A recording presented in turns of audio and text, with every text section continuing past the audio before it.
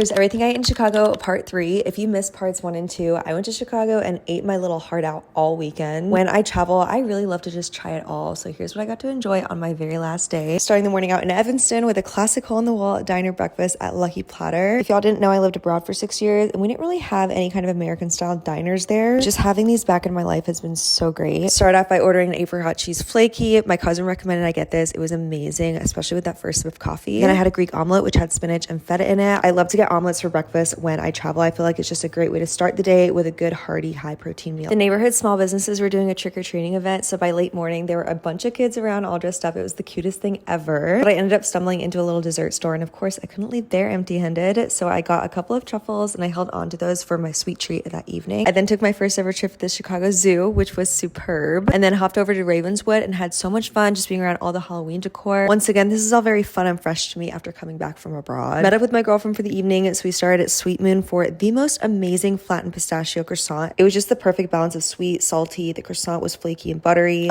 Now I'm craving it again. We were craving Mexican, so we went to Doña Tola in Wrigleyville. Highly recommend here if you're in the mood for elevated Mexican. The portions were super big. I got chicken tacos. Finally, you guys know I love a local dessert, so I had to try my first ever Fannie Mae mint melt-away bar. So tasty, but I wrapped the day up with this and one of my truffles with a cozy movie. Genuinely felt like I ate the best food on this trip. Let me know your favorite spots in Chicago and where we should go next.